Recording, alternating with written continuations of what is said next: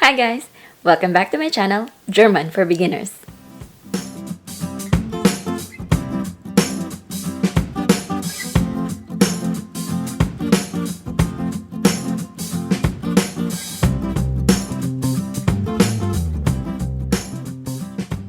Today on this video, I will be sharing with you about the third case in German, which is the dative case. If you can still recall, I've said or I've mentioned already in the previous video that we have 4 cases in German.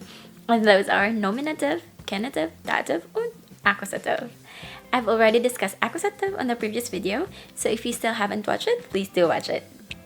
As a beginner in German, I would say it's pretty normal to get confused between dative and accusative because both cases are being used to identify the object of the sentence. The object I mean is, for example, the part of the sentence with which something happens. So unlike the accusative case, dative case almost always denotes a person. And the question with which the object in the dative is asked is accordingly who. That's the reason why, auf Deutsch, it can also be called the Wem-Fall. Wem means who or whom. And the object in the dative is also called the indirect object. Now let's take a look at the slides for better understanding. Let's begin. Personalpronomen im Dativ. Ich, mir, du, dir, ihm, sie, ihr, es, ihm, wir, uns, ihr, euch, und sie, ihnen. Now let's take a look at the changes of the bestimmte article from nominative to dative. Nominative masculine, der, feminine, die, Neutrum, das und Plural, die. Dative masculine, dem, feminine, der, Neutrum, dem und Plural, den.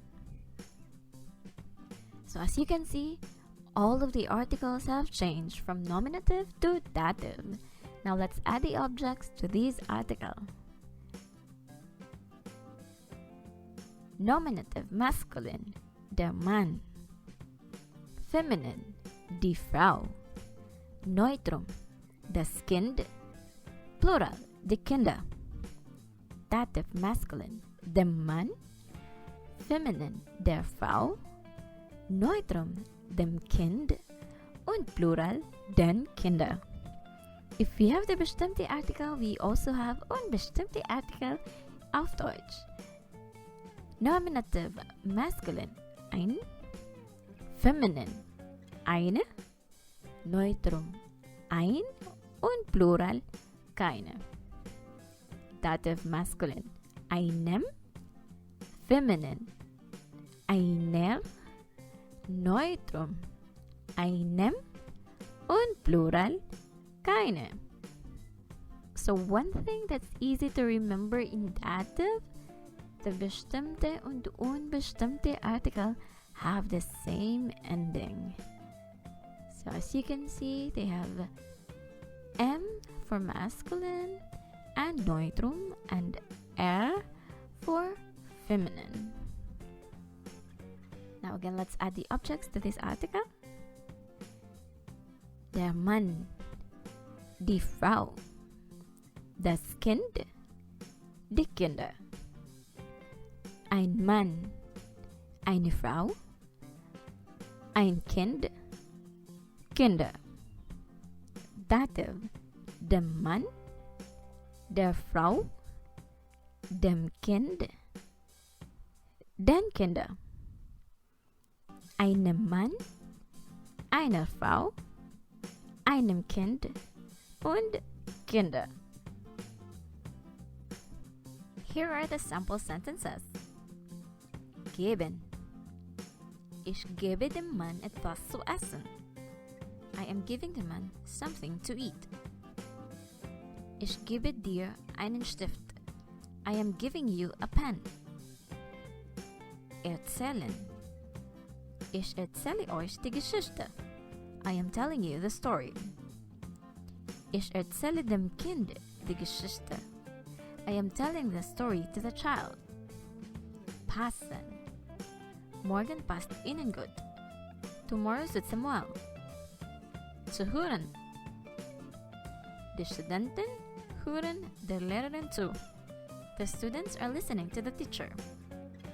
As you can see, dem Mann, dir, euch, dem Kind, ihnen und der Lehrerin are the indirect objects of these sample sentences.